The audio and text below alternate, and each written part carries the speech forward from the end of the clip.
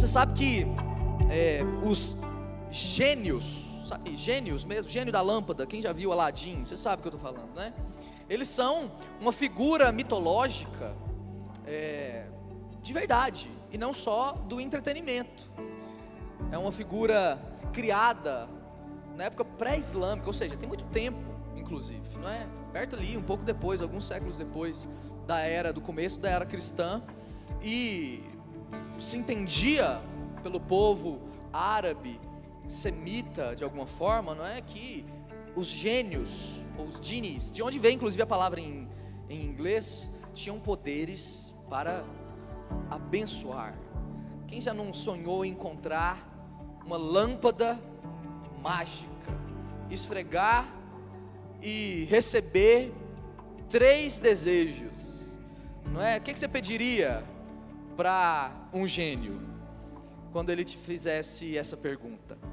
Os gênios são figuras, claro, mitológicas, alegóricas, mas para o povo indiano, os gênios são uma categoria de ser mesmo, diferente de anjos, de demônios, mas são esse poder incontrolável, que muitas vezes é também irresponsável. Os gênios, a gente vai ver isso inclusive na história de Aladim mesmo, né? Um menino pobre encontra a lâmpada, e aí ele acha que está tudo bem, ele começa a pedir coisas, a vida melhora. A questão é que a gente sempre tem que lidar com os presentes que a gente recebe. Presentes geram uma expectativa de resposta, a gente precisa saber lidar com eles. No mundo islâmico, eles são seres espirituais de fato, colocados ali entre esses contos antigos, tradicionais, clássicos, as 1001 noites, não é? A questão é com a gente. O que você pediria para um gênio? Pensa aí um pouquinho enquanto eu tomo água.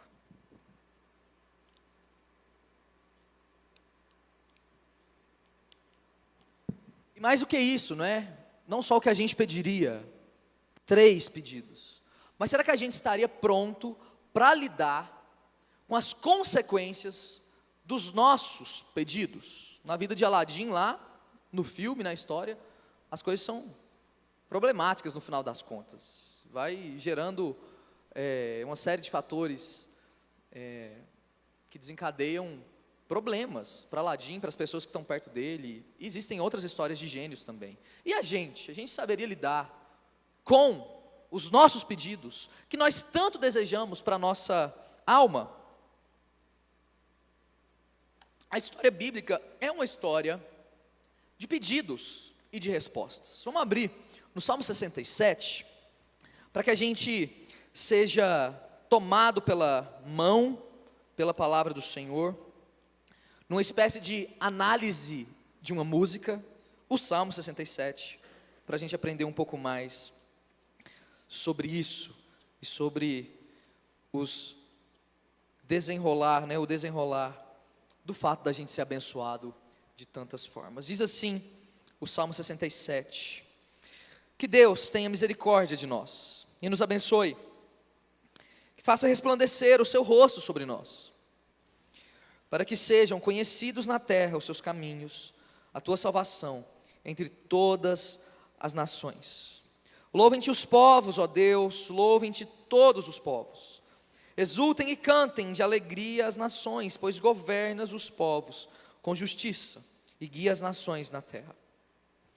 Louvem-te os povos, ó Deus, louvem-te todos os povos, que a terra dê a sua colheita, e Deus, o nosso Deus, nos abençoe.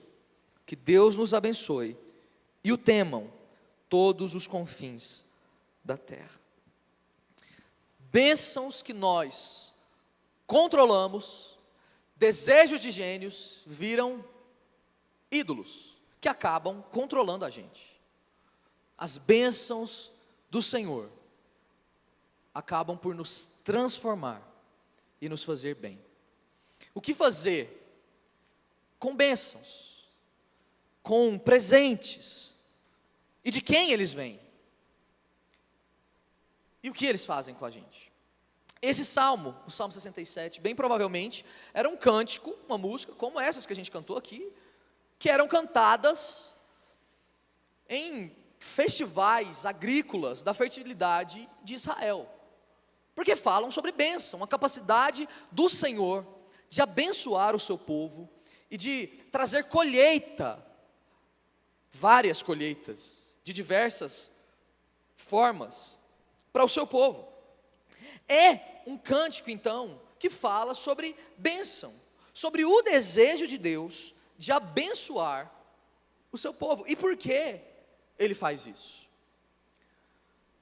Pode parecer uma mensagem que faz um quentinho no coração, e de fato, faz, porque a gente está falando sobre ser abençoado, mas isso vai mais além.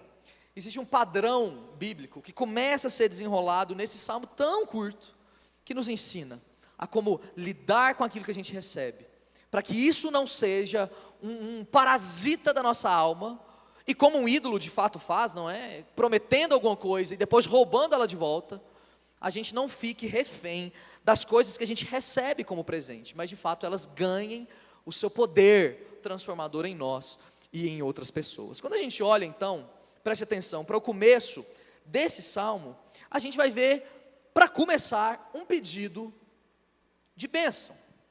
Um pedido que reconhece o poder de Deus de nos agraciar de diversas formas.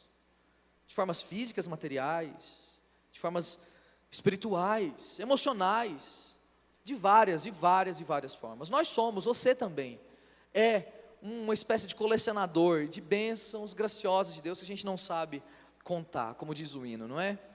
Mas o que esse povo estava fazendo ao cantar essa melodia, essa canção ao Senhor, em cultos inclusive, era começar a pedir bênçãos, porque eles tinham uma relação com o Senhor, eles sabiam quem eles eram, um povo pactual, e dessa relação de aliança, por causa dela, notem, as bênçãos apareciam.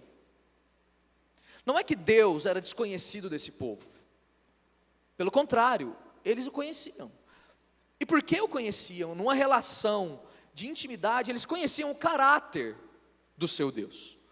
Um Deus que se apraz em abençoar. Na verdade, esse é um jeito certo de se aproximar do nosso Senhor, para que Ele nos abençoe, ou quando nós mesmos nos aproximamos dEle em pedidos.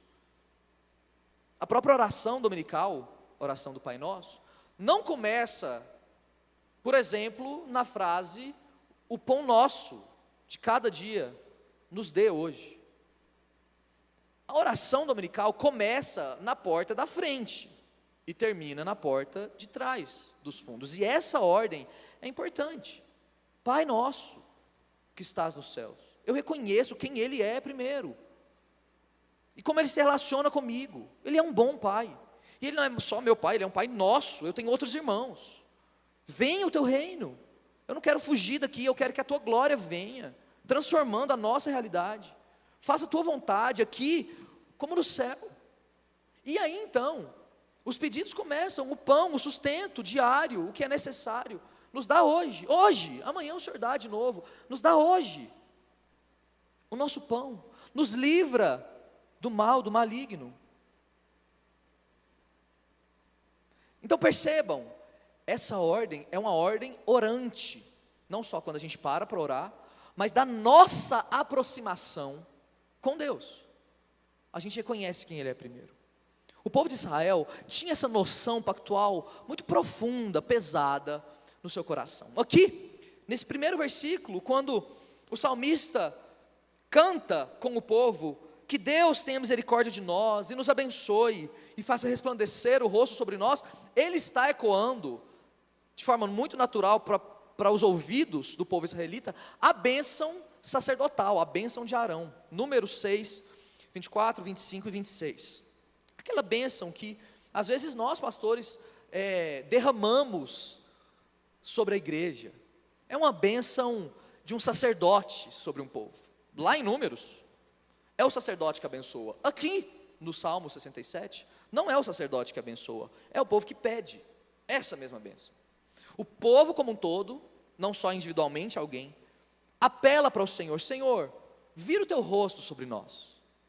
Essa expressão não acontece somente aqui nas Escrituras. Você já leu ela provavelmente em outro lugar. Senhor, vire o teu rosto para nós. O que isso significa? O rosto do Senhor sobre nós.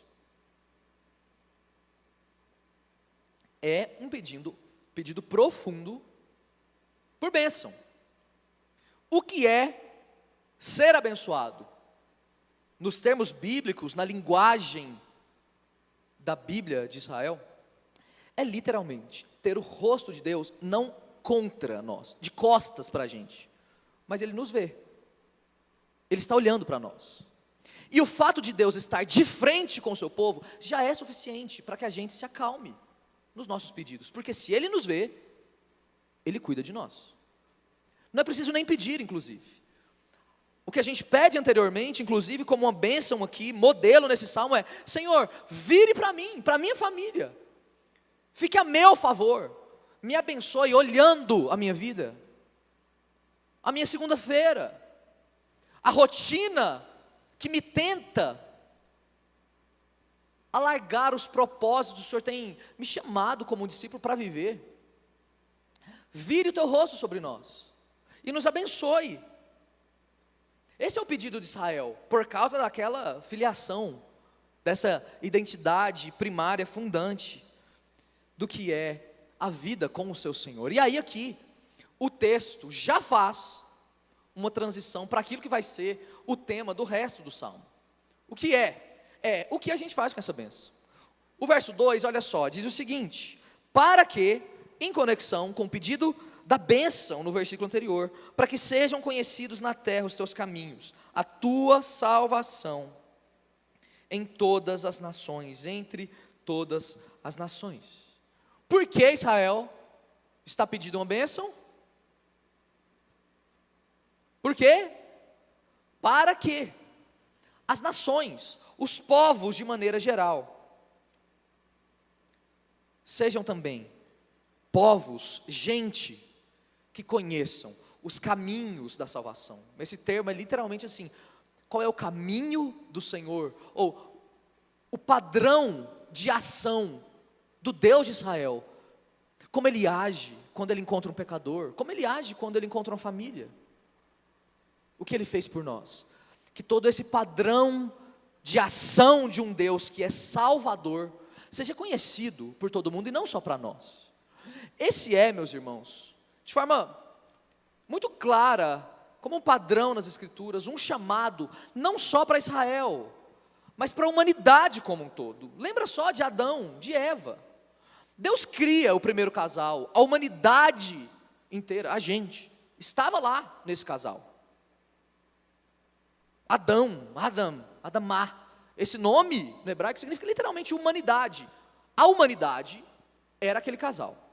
Então, nós estávamos lá e recebemos do próprio Senhor um chamado vocacional. Ele diz: multipliquem-se, encham a terra, se espalhem por aí. Os nossos primeiros pais caem, desobedecendo a Deus, mas esse chamado fértil de multiplicação da humanidade acontece. Olha só a gente aqui em Goiânia, no Cerrado, em 2025, do outro lado do mundo. Qual era o desejo do Senhor ao dizer multipliquem-se para a humanidade como um todo? É dizer que se a humanidade é imagem do Senhor, imagem e semelhança, Ele quer que essa imagem dele se espalhe por aí. É como se fossem pequenas representações do Criador em nós, o ponto alto da criação. O povo se espalha, de modo que a ideia do Senhor é: onde se visse um ser humano, se lembrasse do seu Criador e o adorasse.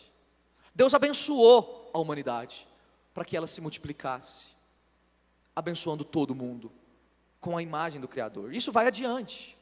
Quando a gente chega em Gênesis capítulo 12, o pastor Jean inclusive pregou há poucas semanas atrás, o chamado de Abraão, esse padrão fica ainda mais claro.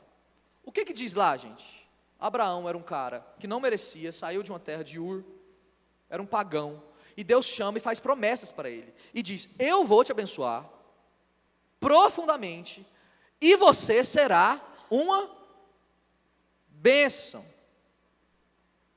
Eu vou te abençoar, para que você seja uma bênção. A sua descendência será como as estrelas do céu, os grãos de areia numa praia, inesgotável,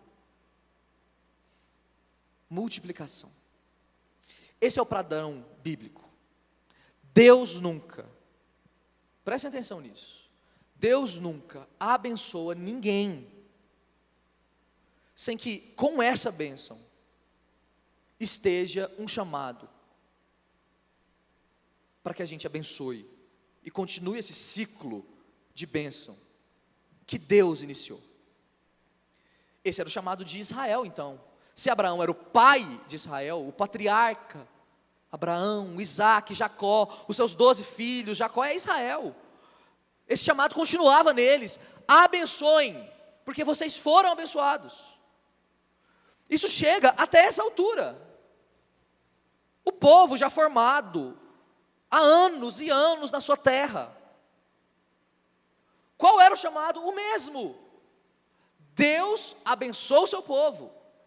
A bênção sacerdotal lá em Números. O sacerdote abençoava como Deus o povo. Ele tem misericórdia de vocês. Ele abençoa vocês. Ele dá paz para vocês. Mas o que a gente acaba fazendo com presentes? Já viu criança que recebe um presente e chuta o primo do lado? É meu o presente. Para o meu benefício. E eu quero ficar sozinho com o meu presente. Quieto. Agora que as coisas estão como deveriam estar, e eu sonhava, me deixa. A minha bênção. Olha só o que virou as músicas, daquilo que a gente chama de gospel, problemáticas do nosso tempo. O movimento é totalmente ao contrário daquilo que a gente vê no Senhor. O vetor é invertido, é para mim, sobre mim, para o meu ventre. Enquanto o movimento do Evangelho, que não aparece só em Jesus no Novo Testamento, mas já no começo, é um movimento expansivo de doação. Deus dá, Deus desce, Deus vai até, e não espera que venham. Deus abre as suas mãos. Deus é abençoador. E o povo então pede, Deus nos abençoe, para que a gente cumpra o chamado que nos dá sentido e significado como povo, e que de algum modo completa uma satisfação que a gente busca em tantos lugares. Mas Israel conseguiu cumprir isso. Cambaleou demais da conta. Foi infiel. Os profetas, na ordem dos escritos, um pouco depois das poesias, aqui dos Salmos, vão começar a falar, vocês estão errados. É preciso que seja levantado então, um grupo novo de revelação, que bote ordem, ou pelo menos alerte todo mundo, do nosso chamado quando a gente recebe bênção, igreja luz, palavra profética para nós. O que a gente está fazendo com boas coisas que nós temos recebido, porque Deus nos dá boas coisas. Ele não fecha a mão não, Ele dá. Mas o que a gente lida? É como o gênio que dá um presente para Aladim. Deus não é gênio, Deus é Deus, e com Ele a gente se relaciona. E o Salmo continua, ainda mais dando passos nesse sentido. Olha só, o refrão do Salmo no versículo 3, no verso 3, louvem-te os povos, ó Deus, olha o desejo, louvem-te todos os povos, exultem e cantem de alegria as nações, porque o Senhor governa os povos com justiça e guia as nações na terra. Qual é a missão do povo que foi abençoado? É fazer com que todos os povos louvem a Deus. Então assim, quando você se perguntar, para que eu fui chamado, a Bíblia está te respondendo essa noite, para fazer mais adoradores. Isso é missão. Por que existe missão no mundo? Por que a gente tem que pregar o evangelho em Goiânia, em Goiás, no Brasil, enviar missionário para os continentes, A resposta é, porque ainda não existem adoradores o suficiente, e Deus merece adoração. Isso está claro? Para que todos os povos te louvem, Senhor, nos abençoe. A palavra povos aqui repetida, inclusive, algumas vezes, são duas palavras usadas que envolvem tanto os gentios, se a gente puder dizer assim, a essa época, os povos pagãos de Israel, mas também todos os povos inalcançados, que nem se tinham notícia. É todo mundo, é todo tipo de pessoa. Que tipo de pessoa tem que louvar o Senhor? Todo tipo de pessoa. É família tradicional, é família não tradicional, é todo tipo de classe econômica, todo tipo de sexualidade, todo mundo. Esse é o chamado fundante assim, da humanidade. É por isso que a gente está, muitas vezes, com o coração inquieto, porque nós não adoramos ao Senhor, para que nessa dinâmica de adoração, nós façamos outros adoradores, porque nós já recebemos a bênção, percebeu? A gente não está como alvo da missão, se você está em Cristo. Você é alguém que recebeu a bênção, você é um adorador, alguém que louva ao Senhor. Foi o que a gente fez, está fazendo nesse culto. Mas adoradores produzem pessoas da mesma espécie, adoradores. Assim como um pai e uma mãe não produzem um cachorro, mas um filho, um ser humano. A missão da igreja, a sua missão, meu irmão, minha irmã, em nome de Jesus, para além de entender, deseje isso, é viver uma vida de tal forma, que outras pessoas comecem, ainda que sem perceberem de forma irracional, a louvarem o seu Deus. A nossa vida é contagiante. A gente, nas palavras do Novo Testamento, conta com o povo a nosso favor, na descrição de Atos 2 da igreja primitiva.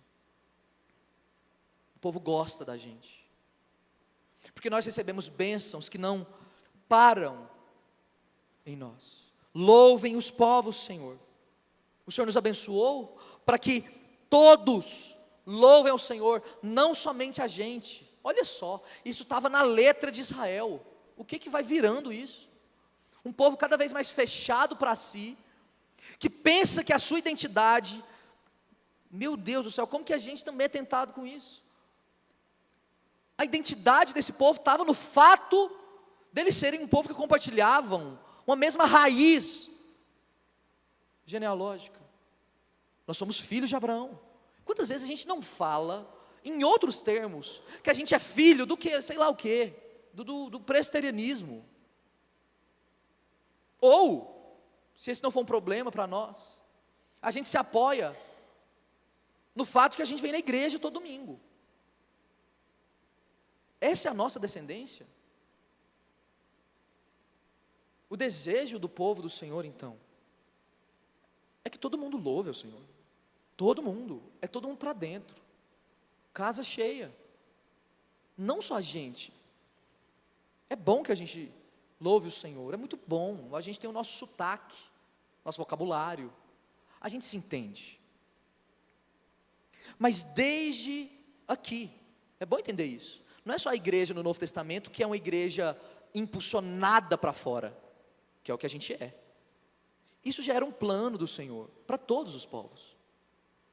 De modo que não cumprir isso é um atestado de que a gente não é um povo que recebeu essa bênção inicial da nossa relação com o Senhor. Percebe como que isso é um teste? Também. O pastor John Piper, ele tem essa tônica do ministério dele, de uma vida. Nós glorificamos mais a Deus à medida que nós estamos mais satisfeitos nele. Eu vou repetir para você pensar. Quanto mais a gente está satisfeito em Deus, mais Ele é glorificado em nós. Porque alguém que entendeu a sua satisfação, e nos termos do nosso texto isso significa ser abençoado, a gente recebeu o que faltava, agora nós somos completos, satisfeitos.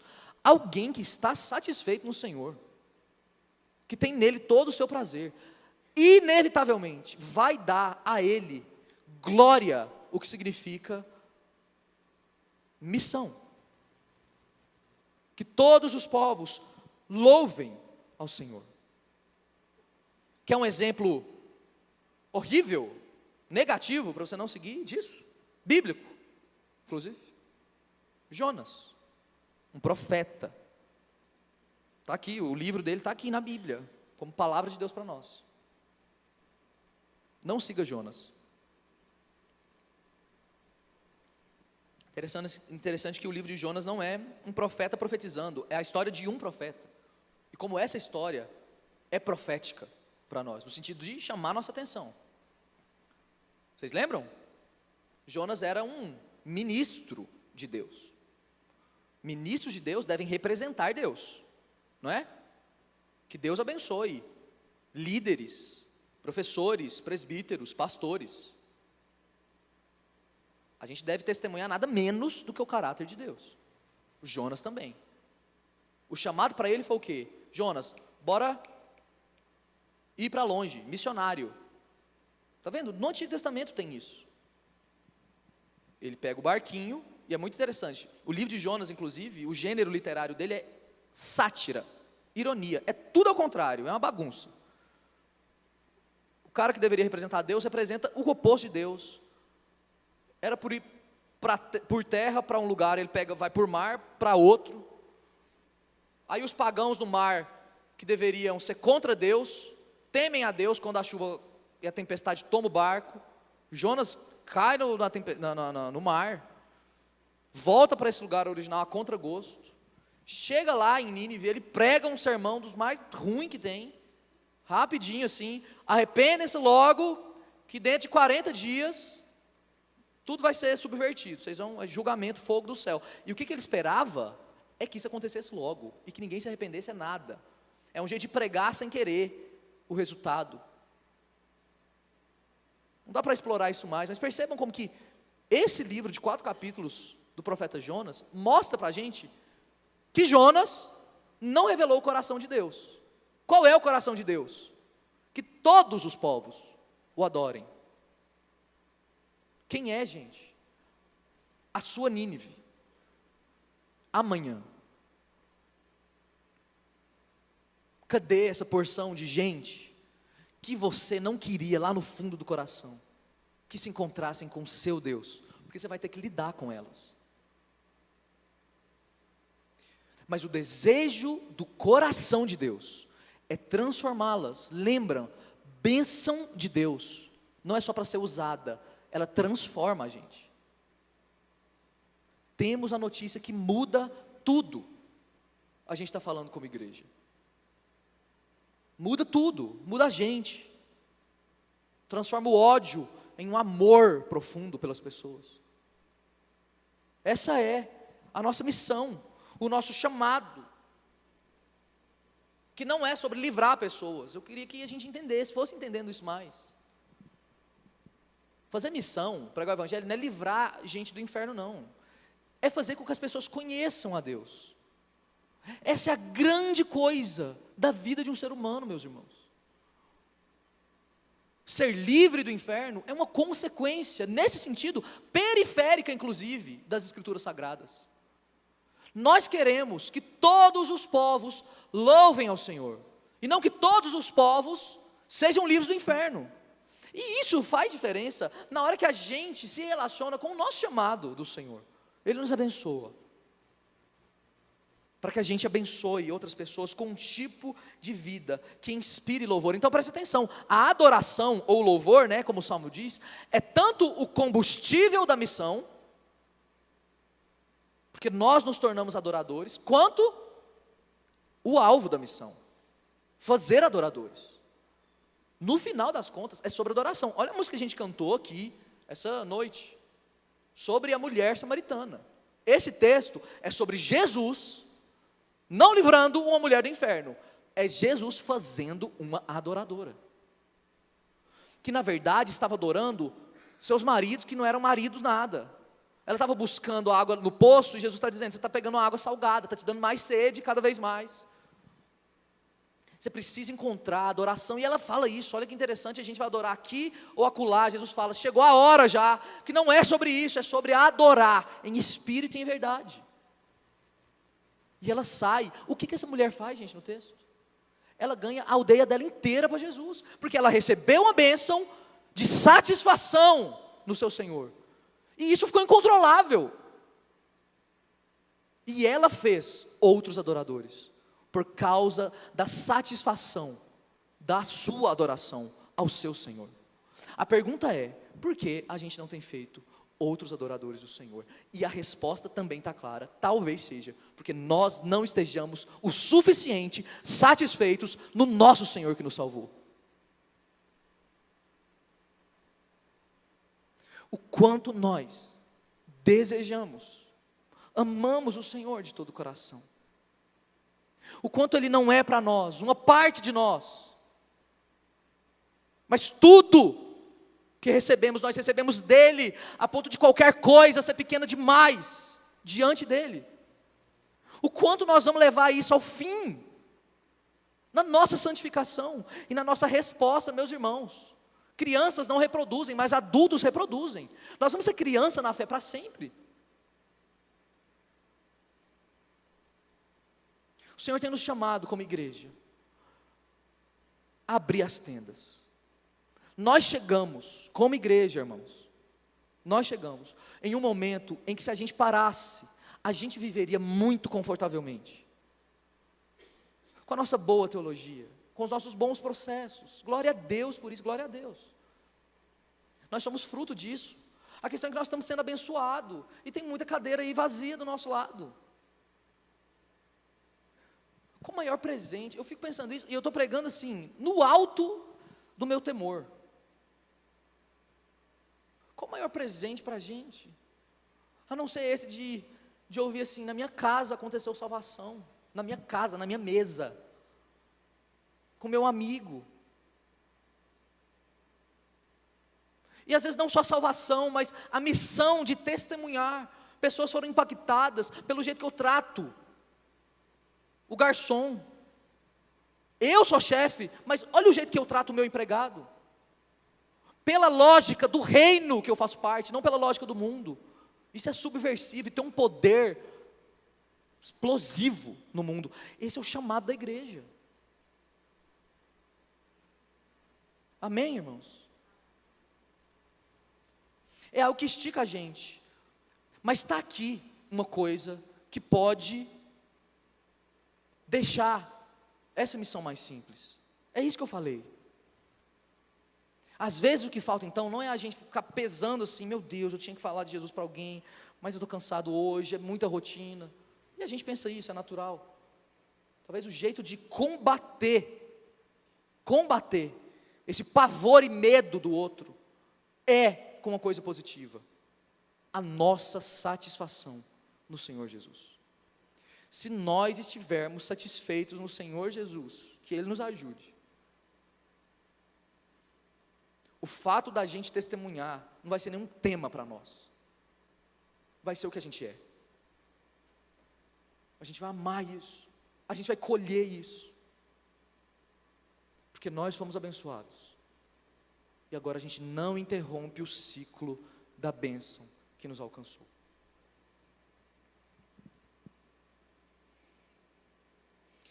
O Salmo termina, vai terminando, nos versículos 6 e 7, assim: então que a terra dê a sua colheita, e Deus, o nosso Deus, nos abençoe. Que Deus nos abençoe e o temam todos os confins da terra.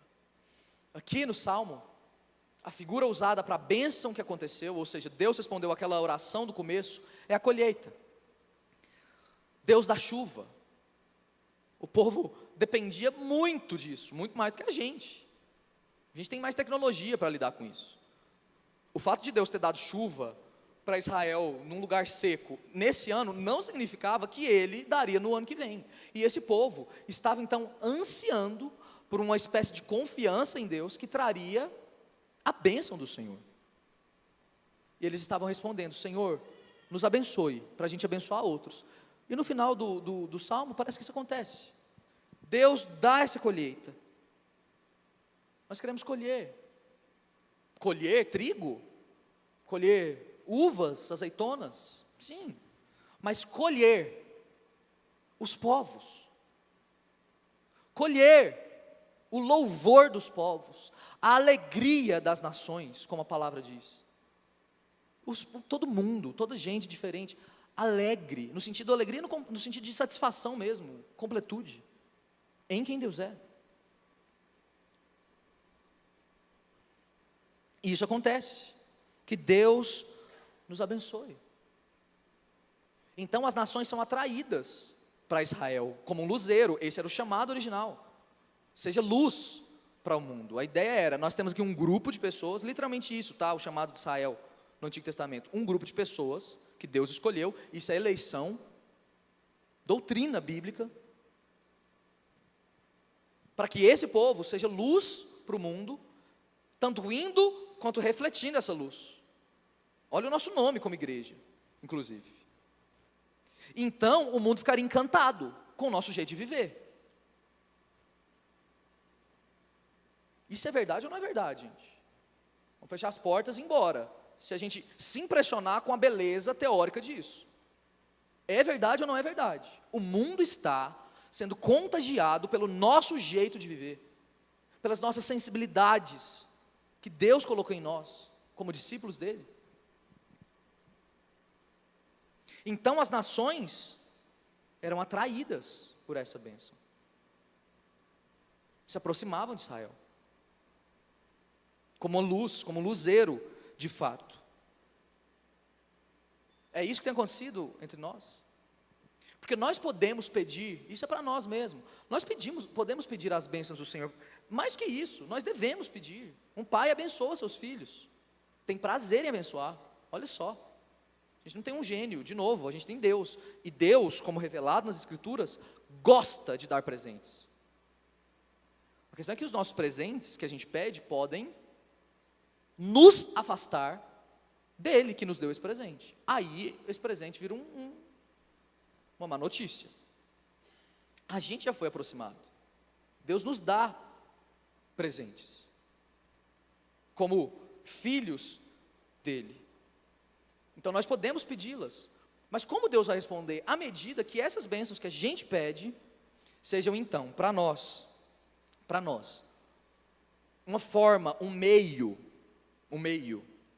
de abençoar outras pessoas. E aí tudo em nós vai ganhar sentido, tá bom? Eu queria que a gente experimentasse isso. Eu, como pastor da igreja, a liderança de modo geral, que a gente experimentasse essa coisa prática na vida, essa coisa de provar que Deus é bom, e não só saber que Ele é bom. E aí quando a gente multiplica essas bênçãos, essas coisas transformam a gente, e transforma quem transformou a gente. Isso que é ser eleito. A doutrina da eleição, você já ouviu falar disso, não? É controversa, mas a gente pode simplificar. E na Bíblia, eleição nunca foi um fator de separar o fim de alguns. Eleição nas Escrituras é Deus escolhendo alguns como meio para alcançar todos. Não é sobre o povo abençoado que agora sai de um problema. É sobre um povo abençoado que foi escolhido, alguns. Isso é a igreja, porque nós somos o verdadeiro Israel, como Paulo diz. Esse povo é escolhido para ser catapultado daqui? Não, para ser um meio com que outros louvem ao Senhor. Louvem-te os povos, louvem-te todos os povos, Senhor. Que esse seja o desejo do nosso coração, e que você leve isso para a sua semana, não como peso, mas como uma grande bênção, que de fato é. Deus dá com a bênção sobre nós, a bênção da salvação, irmãos, da alegria de estarmos juntos, de conhecê-lo. Ele dá junto com isso todas as capacidades que a gente precisa para fazer essa bênção ir além de nós. Isso que chama testemunho, é falar do que aconteceu com a gente, é literalmente falar. O que Deus faz de nós? Com a gente. E assim a gente vai indo para o final do nosso sermão dessa noite, da nossa meditação dessa noite. Eu disse, Adão tinha o chamado de abençoar, porque foi abençoado. Abraão teve isso de forma categórica, organizada, abençoe, porque você está sendo abençoado. Israel como nação, também. Mas isso continuou. O povo cantou essas músicas aqui, igual a gente canta as nossas, e isso não fazia diferença alguma. Eles foram para o exílio.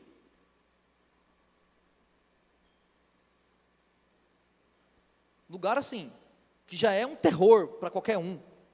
Para o povo de Israel, que tinha a terra deles como a coisa mais preciosa, a herança do Senhor, sair de lá, onde Deus estava no seu templo, era a pior coisa do mundo. Porque eles não cumpriam esse tipo de chamado. Eles eram infiéis. Os profetas alertavam isso. O profeta Isaías falou que eu vou chamar um Messias, isso é como se Deus falasse pela boca do profeta Isaías, eu vou levantar um ungido, um eleito, literalmente, olha só, que não vai ser você, Israel, o eleito, não os eleitos. Ele vai ser luz para as nações.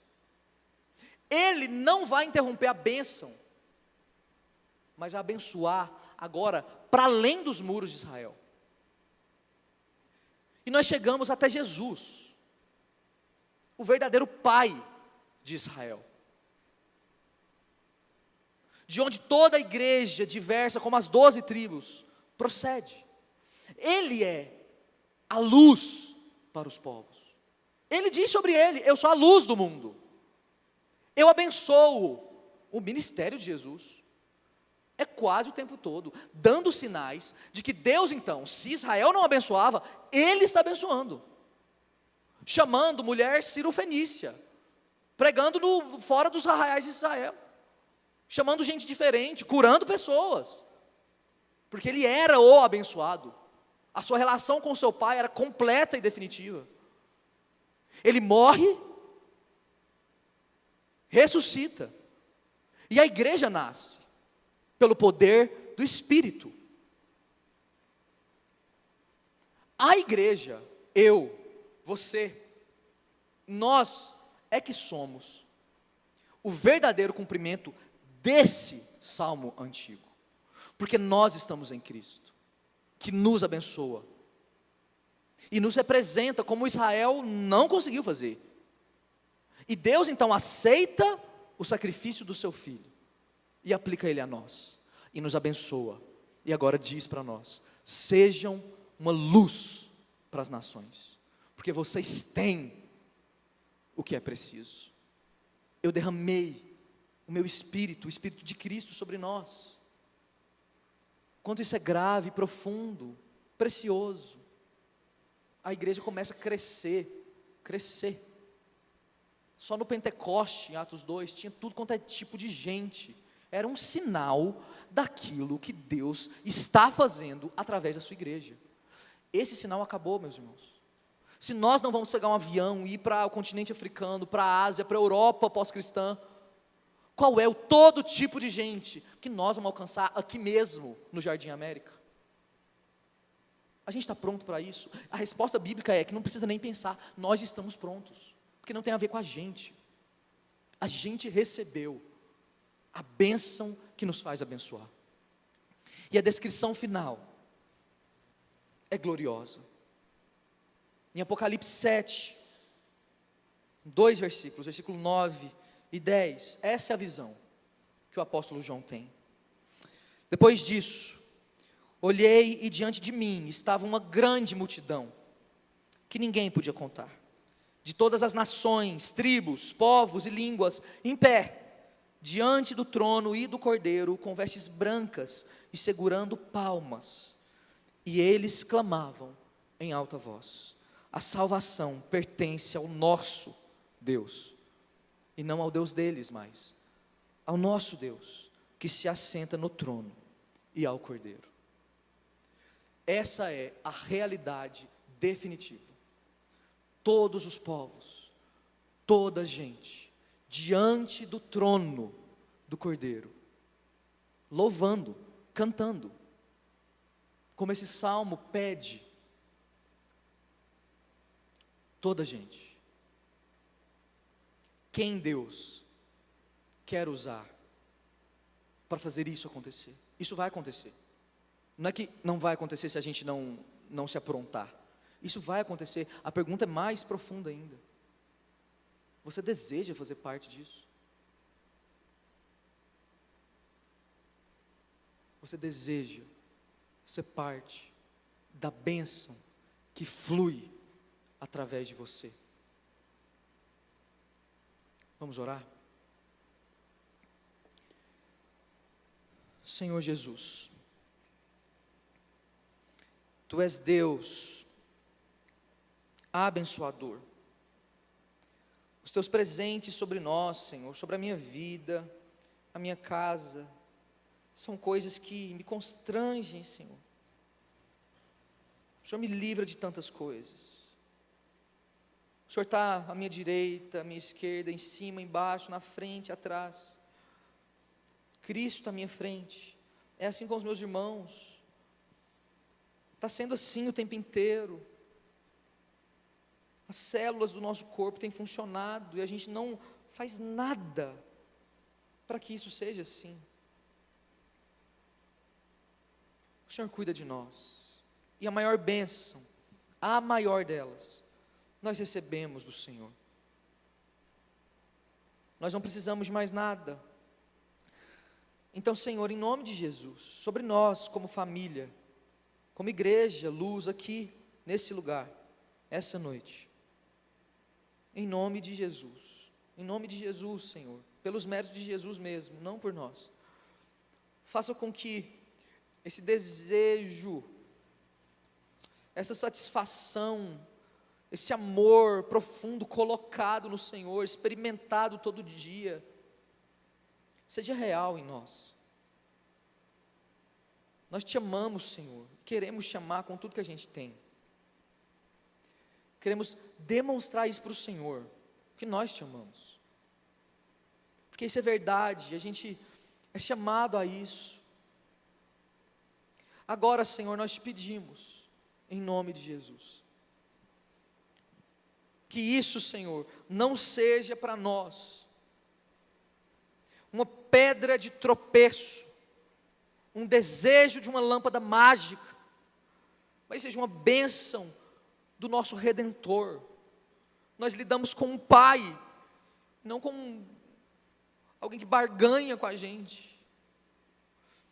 E então essas bênçãos, Senhor, que elas nos transformem, em nome de Jesus, Senhor, a gente quer abrir mão, se for necessário, de bênçãos sobre nós, que nos afastem do Senhor e do Teu desejo para a gente. Nos abençoe, Senhor, vire o Teu rosto sobre nós, tenha misericórdia de nós, e nos dê a paz, para que o mundo Te conheça através de nós, as nações Te adorem, pessoas de qualquer tipo, das mais difíceis, as mais fáceis, todo o povo, louve ao Senhor, reconhecendo no Teu trono, o Cordeiro que venceu, e se juntem a nós, para que a gente adore o Senhor, não só de palavra, mas de todo o coração,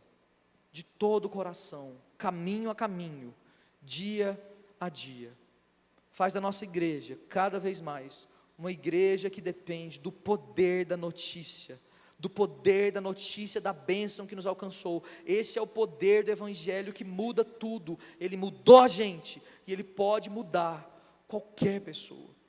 Que essa seja uma marca nossa. Nós te pedimos isso, em nome de Jesus,